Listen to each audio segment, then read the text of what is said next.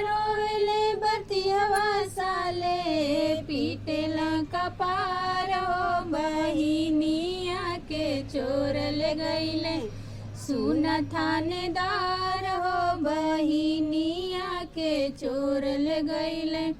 सुन थानेदार हो बहिनिया के चोरल गईले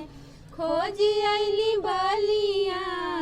खोजी आईली गाजीपुर खोजी आईली बलिया खोजी आईली गाजीपुर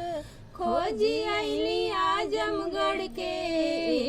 एक दुकान हो बहिनिया के चोरल गईले सुन थानेदार हो बहिनिया के चोरल गईले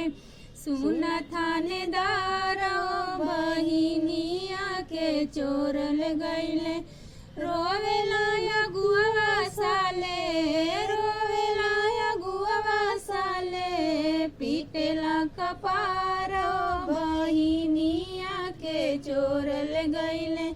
सुन थानेदार हो बहिनिया के चोरल गईले